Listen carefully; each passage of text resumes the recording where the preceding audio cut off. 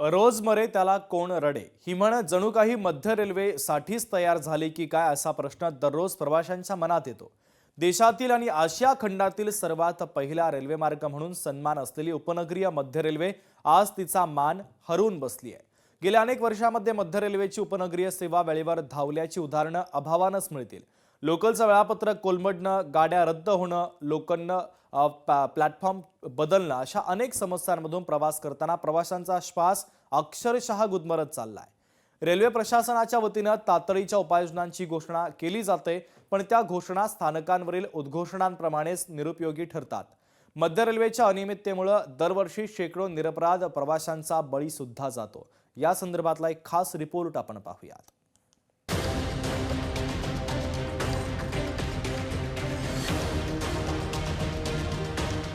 मध्य रेल्वेची अवस्था रोज मरे त्याला कोण रडे। मध्य रेल्वे प्रवाशांना दररोज मरण यातना, लाईफलाईन ठरते डेथ लाईन। रेल्वे स्थानकावरील ही उद्घोषणा प्रवाशांसाठी नित्याचीच झाली आहे। प्रत्येक उद्घोषणेनंतर रेल्वेकडून दिलगिरी व्यक्त होते, मात्र त्यावर उपाययोजना करण्यात अनिश्चित काळासाठी विलंब होतो।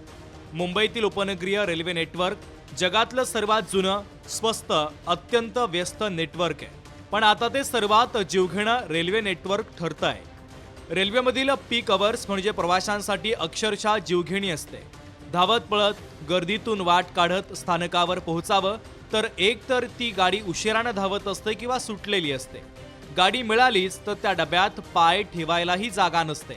पण मुंबईकरांचं स्पिरिट या गोंडस नावाखाली नोकरदार रोज या मरण यातना भोगत असतो। 3 दिवसांपूर्वीच एका तरुणीला शेवटच्या क्षणी गाडी पकडताना आपला जीव गमवावा लागला। तिला डब्यात शिरायलाच मिळालं नाही आणि पाय निसटला।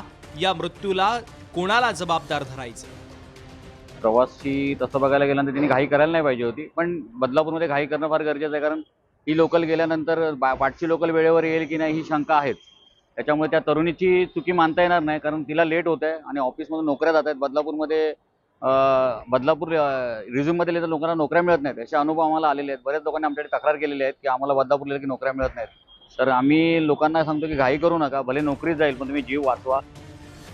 उपनगरीय रेल्वेतून दररोज जवळपास 75 लाखांपेक्षा अधिक प्रवासी जीव मुठीत धरून प्रवास करतात। वाढत्या गर्दीवर नियंत्रण मिळवण्यासाठी 9 डब्यांच्या गाड्या आता 12 डब्यांच्या केल्या आणि आता त्या 15 डब्यांच्या केल्या जात आहेत। गाड्यांची संख्या वाढवण्यासाठी 6व्या मार्गिकेची तयारी केली जाते, मात्र विविध अडथळ्यांमुळे ही मार्गिका अद्यापपर्यंत काही पूर्ण होऊ शकलेली नाहीये। दिवसागणिक प्रवाशांची गर्दी वाढत चालली आहे, परिणामी आजही लोकांना रेल्वेच्या दरवाजात लटकून प्रवास केल्याशिवाय अन्य कोणताही पर्याय नाहीये। ट्रेन तर एक लेट असतात नेहमीच्याच, आणि ट्रेनमध्ये गर्दी खूप असते आणि आतमध्ये भांडण तर खूप असतात। डेली महिलेच्या डब्यामध्ये भांडण असतं आणि प्रेग्नेंट महिला असतात, तर त्यांच्यासाठी पण वेगळा एक स्पेशल डबा असावा, कारण का एवढी गर्दी असते। तर त्यांच्यासाठी विचार करावा। आणि आम्ही तर दररोजच जातोय, उभा राहून प्रवास करतोय, कधीही बसायला मिळतं। ह्या टायमिंग असेल ना तरच बसायला मिळत असेल, नाहीतर 8च्या ट्रेनला 7च्या ट्रेनला काहीही बसता येत नाहीये। तर ट्रेन वाढवावी असं वाटतं।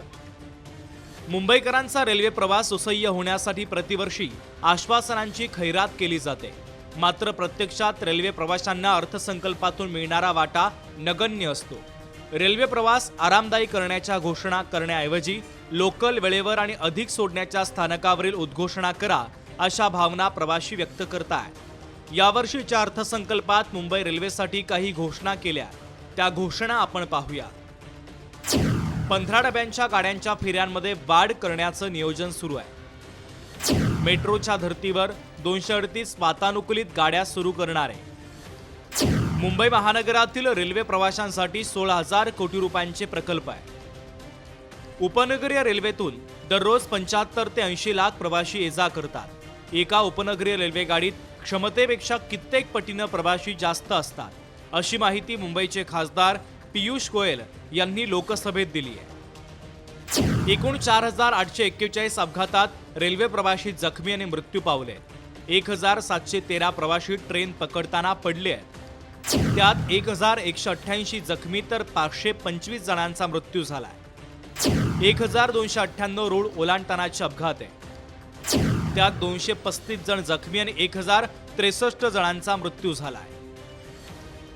मुंबई आणि परिसरामध्ये सध्या अनेक प्रकल्प सुरू आहे. या प्रकल्पांचं काम करत असताना गाड्यांचं नियोजन करणं थोडंसं कठीण जातं.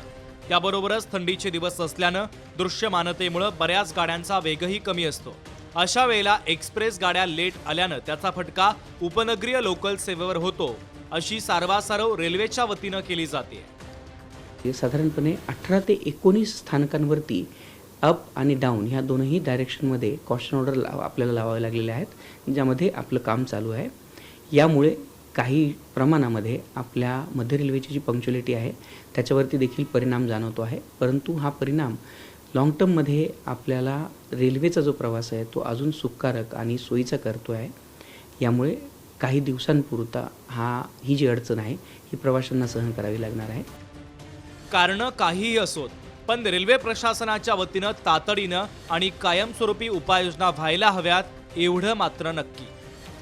उल्हासनगरहून किरण तेलगोटेसह भाग्यश्री प्रधान आचार्य, लोकशाही मराठी, मुंबई.